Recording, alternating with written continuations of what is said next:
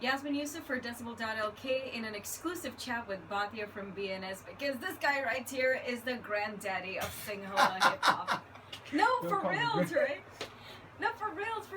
Like we were having like a chat not too long ago, and you were telling me about the origins of Sinhala Rap, and interestingly enough, I love how this conversation came about.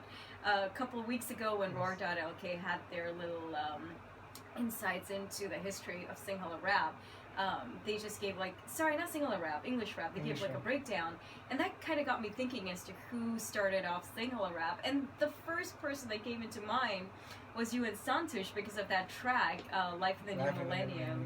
Yes. And that to me was like the first single that had Sinhala Rap in it. So here I am with a granddaddy of rap. Let me reiterate that, not to make you seem old, That's okay. but you do realize you are one of the dudes behind such a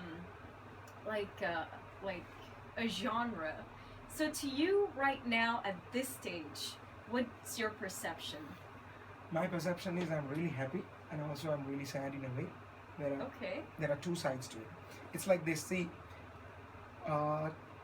I'll just explain to you the way it came about, because I think right now most of the young guys know up to a certain extent of this history.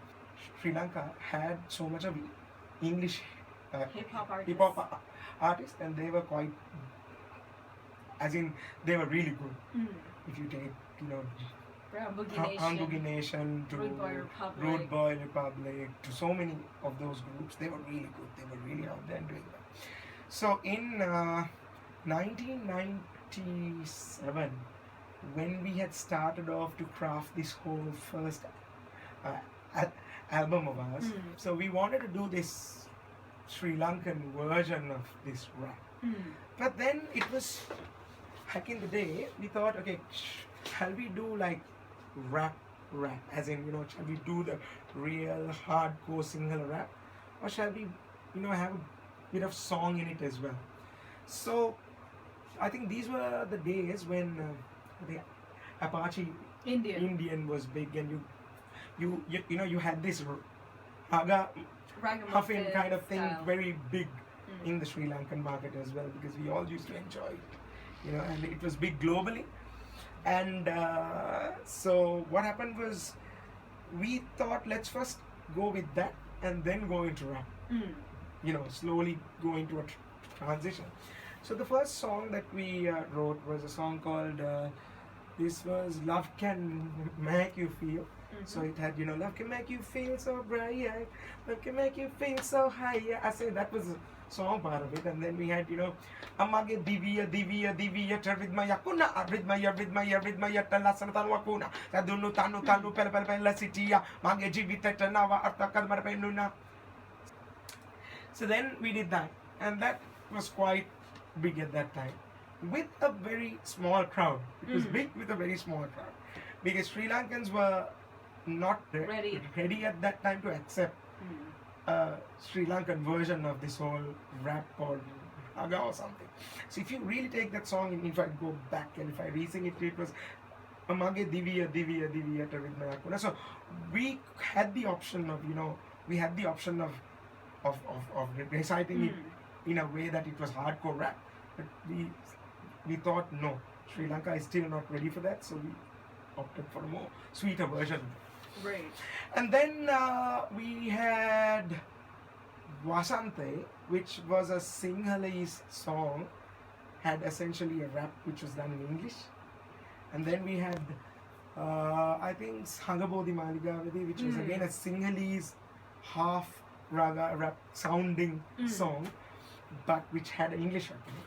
And then in the year 2000, we came up with the song that you said, Life in the New Millennium.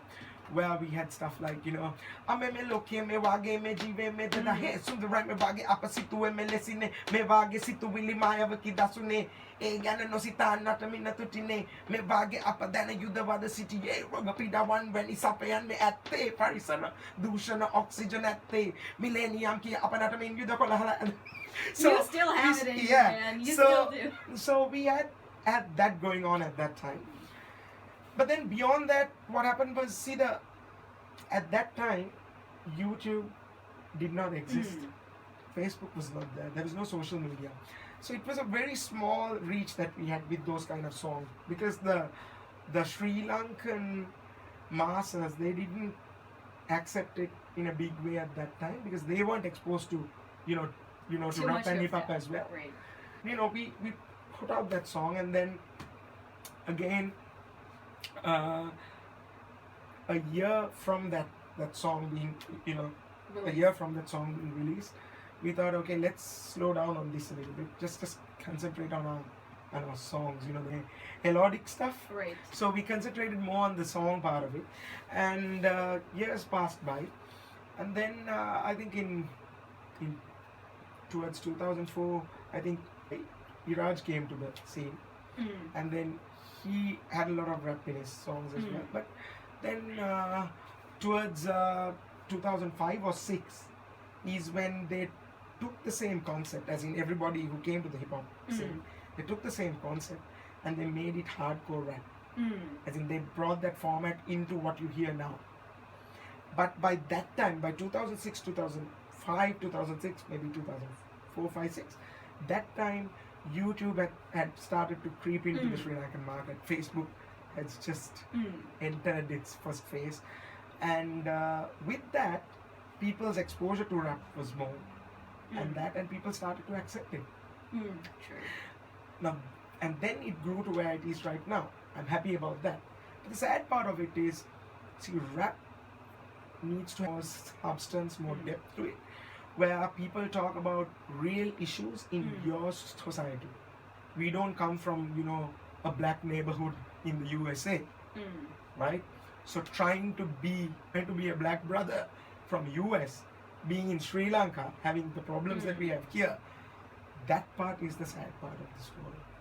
Because in the recent past, we've seen people, very, Sri Lankan Sinhalese rappers who are very, very intelligent. They do intelligent rap. And we also have Sri Lankan Tamil rappers who talk about intelligent issues. And they have a lot of substance behind them. We have got ADK, then we have Krishan, right? So we have ADK, we have Krishan Mahesan, we have people like that who are people with a lot of substance. They talk about a lot of good things to society. And also in the Sinhala scene, you get people like Abzilla, who really talks about intelligent subjects. They talk about subjects which really affect society. Iraj, which talks about issues. Which talks about issues. And I have to emphasize on the real thing. They have been talking about a lot of intelligent issues. So I think we should be attracting more people like this who really talk about issues, rather than people who try to be black and try to be from the black neighborhood. We are all Sri Lankans and we've got Sri Lankan issues. So let's talk about those kind of issues.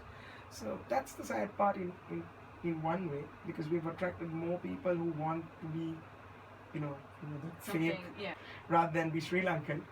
And we have attracted a few people who are trying to have a proper Sri Lankan identity for this hip hop thing. Now I have a question for you. Had you and Santosh kept up with the Sri Lankan rap momentum that you created in the late 90s, early 2000s, do you think the culture would have been different? I can't say that. You can say people can say that, if I did this back in the day, it would have been like this. People can say that, but I don't see, that, you can't explain certain things like that. We started this run, but we choose to stay off it for about 2 or 3 years. Then somebody else came. Somebody took that concept, they started it, and now it has come to where it is. So I can say that if we were not there somebody else would have come. It could have been done differently, but it's no use talking about that. See, we came out in a day and age when social media and the internet didn't exist. Our first few years, the internet didn't play a big part in this industry. So if we had done it, we can say that it could have been different, but who knows? Yeah, that's also we also true. Would have been responsible for this same sort of thing. So I'm not saying that, everybody out there should be, but I also appeal to the Sinhalese rap fans and the Sinhalese rappers. Try to make Sinhala hip hop a more intelligent space. Try to make it a space with more substance. Try to make it a place where the general society would start appreciating you. Rather than try to be who you're not. Be yourself. Be Sri Lankan. Give a Sri Lankan identity to what you're doing. By meaning Sri Lankan identity, I don't mean to dress very, very, very culturally or do that. What I'm saying is be true to yourself. Don't be something that you're not. The other thing that I would like to talk about is, see, as people, as Sri Lankan, we need to also start respecting each other's opinions. All these issues are because we are not taught from a small age, to basically, I don't mean accept, but to respect somebody else's opinion. What we are taught is, if somebody shares an opinion different to us, that it's bad, and that you need to fight it, and that you need to attack it. Oh my gosh, that's what Facebook is about these days in a way. This is what I'm saying. See, even in the Sinhala hip hop scene, the younger guys should know that, okay, two people can have opinions, so you can state your opinion, but going to ruin that guy, to diss that guy, bring him down, is of no use. It's just two opinions, two ways that you see the world. So your way is good for you, his way is good for him, or her way is good for her. Be happy and coexist. That's something that we all have to learn, man. Social media. And so I need to ask you this. Since you were one of the first few people to play a pivotal role in Sinhala Rap and hip hop, would you and maybe Santush be making a comeback to that scene? It's like this, we might do something really away from our general BNS kind of, that song and dance space. We might do something as a surprise. We might do something as a surprise, but we'll leave that space to the guys who are really doing it now, because they are the hardcore guys who do it. But we might try out what we used to do. So you might hear something surprising.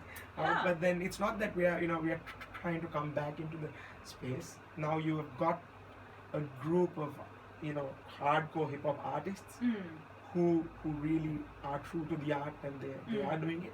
I think hats off to them. And we might do one or two, just to feel that energy that we used to feel in that space. Right. But I don't think we'll come back to being hip hop, go back and do that, because right now the space that we are in, of the BNS space as we call it, we're very happy with what we're doing. And song has always been my personal favorite over rap. But that doesn't mean I don't like it. I like that. I feel the vibe. But I always love to sing rather than rap. I need to ask you this. Who inspires you as like that rap personality that's hidden in you right now? Who inspires me? There are few of those, few of those kind of rappers. As in, it was not mainly the guys who rap that really inspired me. It was the ragamuffin guys. So I was a big fan of Apache Indian. I was a big fan of Shabba Ranks. No and there way. was a guy called, there was a guy back in the day called Daddy Freddy. You go and try to type in his name. He was one of the, the inspirational guys who did ragamuffin to the entire industry back in the day. And he was a underground artist. He was a very hardcore ragamuffin artist. So Apache Indian, Shabba Ranks, Daddy Freddy, people like that really inspired me back in the day. And then coming to the real hardcore rap and hip hop part of it, Tupac was a great great rapper back in the day. And there were a few others, and Eminem was one. Who knew? His first album came out the same time that We came out with our first album. So he was a big influence back in the day. But those were the guys that I really enjoyed. And those were our key influences. Okay, so back in the day, not a lot of people did Sinhala Rap, but in your radar, did you discover anyone who would have been? Actually, yes, Rude Boy, if he had done Sinhala Ragamuffin, he could have, because he was really good. He is really good. Rude Boy, I think he's one of the most inspirational Sri Lankan Ragamuffin guys. Yes, that's true. But had he done this at that time, I think it would have been really big. But unfortunately, he chose to be in his space, and he didn't shift over to the Sinhala scene until a bit later than that. The Rude Boy would have been one. Brown Boogie Nation would have done it because they were absolutely phenomenal. They were a phenomenal bunch of rappers. They were the real thing. They were the authentic thing. They were a phenomenal bunch of rappers. And also, I think when Krishan and his bro Gajan, when they came out in 90s, I think in the late 90s, I remember them at a Showboat karaoke competition when they came and did a gig. They did a lot of good to the industry. Who's this? Iraj. Also, he did a lot for the hip hop industry, I think, by keeping it alive. Because we had come to a place where in 2000 took a call and we said, I think it's not worth us running this because the Sri Lankan crowd was not ready for it. So we did little things, in the studio, underground, but we didn't want to put it mainstream. But I think he came back and he revived it in 2004, 2005. So he did a lot. But I think now everybody can get together, and if everybody can assist in formulating a intelligent hip hop industry, that would be the way to go from here onwards. Yeah, because we have some people with some brilliant minds, and I think with Facebook being at its peak, and of course freedom, man, I think a lot of minds are coming out speaking what they really have to speak. So yeah, I think it's a good time too. I can just, if I can just give you, too much freedom is a bad thing. Yeah. Because freedom can really put something where it should be, or freedom can really ruin everything. Because freedom doesn't have boundaries. No, does not have assessments. Assessment is all with the people.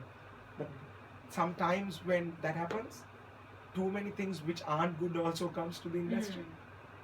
So there should be some sort of filtering mechanism, but I don't know what it is. This is just a thought.